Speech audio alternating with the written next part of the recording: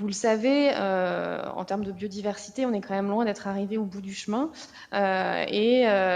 on fait sans cesse le constat que les pressions qui s'exercent sur la biodiversité vont croissant, qu'on perd des espèces, que les écosystèmes se raréfient, que l'artificialisation augmente, etc. Les scientifiques réunis à l'échelle internationale au sein de la plateforme intergouvernementale pour la biodiversité et les services écosystémiques nous font le même constat à l'échelle planétaire et accompagnent ce constat d'un certain nombre de recommandations, dont celle de mettre en place des changements en profondeur de nos modes de vie, de nos modes de consommation, de nos modes de production, de nos manières d'habiter la Terre, pour paraphraser Bruno Latour. Et pour nous, PAAB, c'est aussi ça, c'est innover pour trouver des manières d'habiter la Terre sur le terrain, à l'échelle des territoires, qui soient, j'allais dire, favorables à la biodiversité, mais même plus que ça, en fait, qui prennent soin de la biodiversité, qui s'appuient sur celle-ci et qui puissent en faire un levier du développement des territoires, un levier du bien-être des populations de ces territoires, et qui mettent au cœur des dynamiques locales cette question du lien non seulement entre êtres humains, mais entre les êtres humains et la nature. Donc ça, pour moi, c'est le fondement en termes de valeurs, en termes d'objectifs qu'on partage avec vous sur ce projet-là et qui nous a amené à vous soutenir.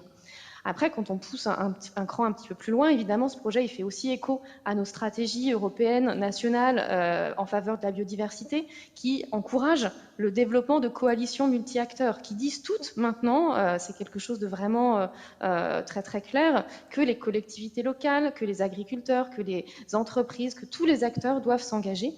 et que c'est à une échelle aussi à la mesure de leur bassin de vie, de leur périmètre, que cet engagement va être pertinent. PAB, c'est aussi un projet innovant qui est en phase avec du coup l'approche qu'on porte au sein de l'Office français de la biodiversité, de mobilisation de la société dans son ensemble, avec tous les acteurs, avec les acteurs et les citoyens sur ces sujets-là. Et puis, ce qui nous intéressait aussi, c'est le côté, on va faire évoluer la posture du réseau, on va faire évoluer le positionnement des CPIE pour s'adapter au changement de la société, à cette nouvelle manière de créer du lien pour mieux répondre aux enjeux de l'urgence climatique et environnementale. Et la question de la posture du facilitateur, que j'ai abordé brièvement tout à l'heure, et de comment est-ce qu'on se place en posture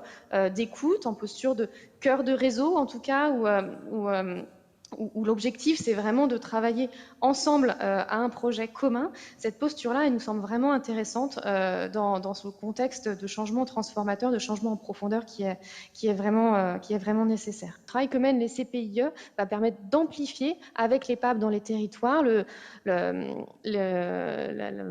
la capacité, j'allais dire, à faire émerger des projets. Pour moi, les PAB, c'est aussi le terreau de l'émergence de cette mobilisation, c'est la facilitation